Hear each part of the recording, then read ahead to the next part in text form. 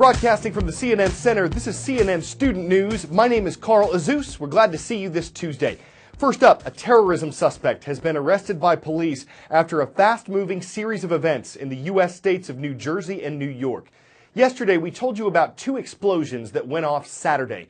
The one in Seaside Park, New Jersey, didn't hurt anyone. The one in the New York City borough of Manhattan injured 29 people. In the hours that followed, police and civilians found several other unexploded devices in New York and New Jersey. Officials say that led them to believe a terrorist cell, a small group of terrorists, was operating in the two states. Also, surveillance video showed a man rolling a duffel bag near the site of the New York City bombing. That, along with a fingerprint and a cell phone found on an unexploded device nearby, is what law enforcement say led to a person of interest in the case.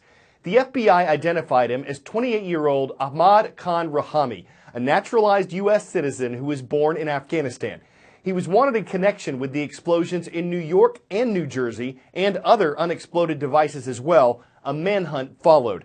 And as police closed in on his location in Linden, New Jersey, there was a shootout. Two officers were hit, but they survived.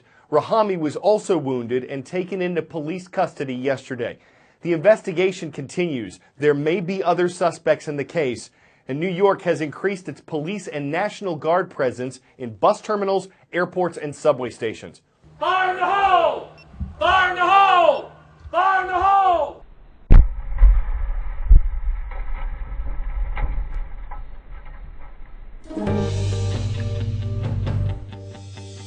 When we go to a scene, whether it's an explosion or a fire, we don't go in with any preconceived notions. I can talk to you and tell you what it feels like, but until you actually see it firsthand, you really don't understand. The training that we are putting on here deals with giving the first responders and the investigating agencies the tools that they need to be able to conduct an investigation. When all the items are sifted and collected for evidence, they're categorized. Are they something that is common use, or if not, they may be part of the actual explosive device? You're collecting evidence, to be sent to the lab for processing that also could give you an idea of what type of explosive may have been used. Once it's submitted into the laboratory, we take all of the information we gather from running it on these different instruments, and all of that data together allows us to determine what the explosive is. In addition to looking for the explosives, we're looking for components. Anything we can link the suspect to the device or the device back to the suspects. The end result is we all want to figure out, number one, is it a criminal event? And if it is a criminal event, who did it?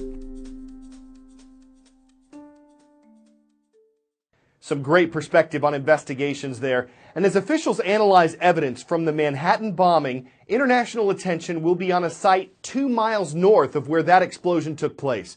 The United Nations General Assembly is holding its annual meeting. Its headquarters are in Manhattan, New York City, and needless to say, security is exceptionally high.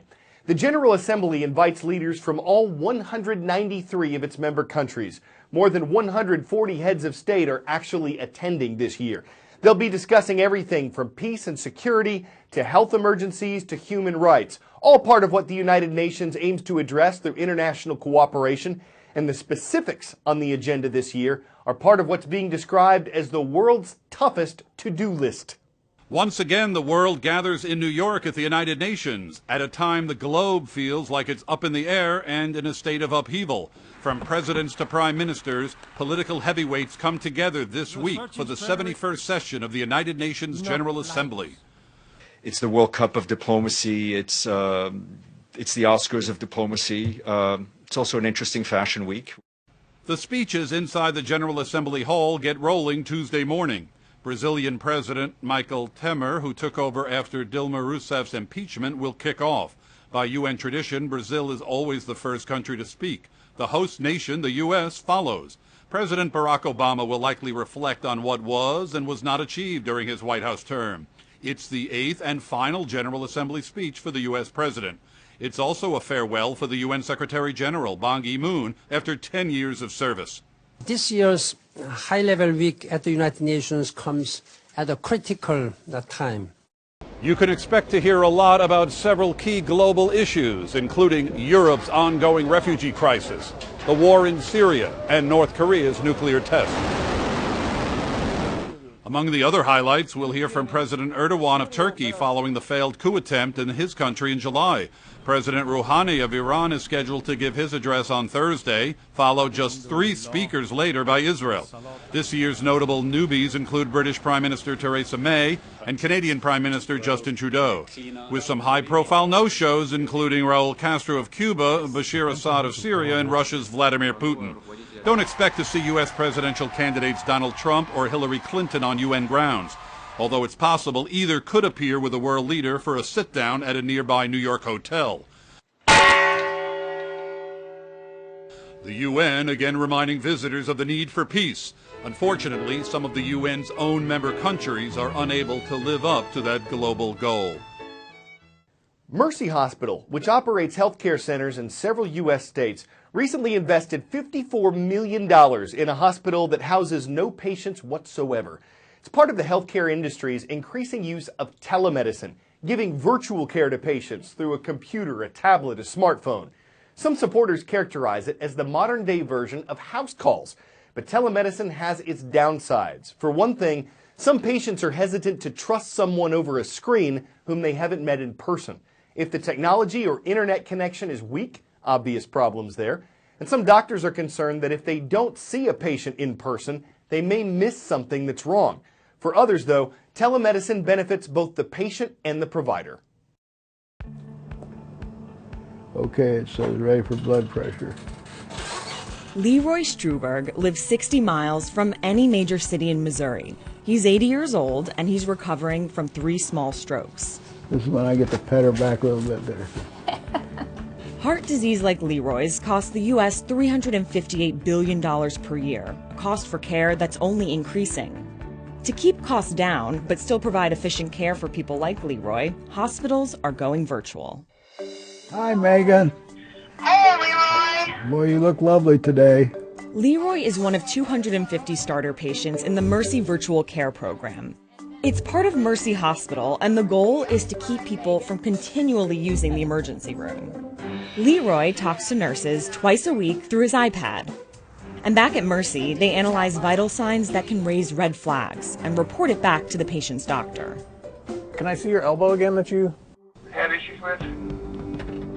The sickest 5% of patients are typically responsible for about half of the healthcare spend.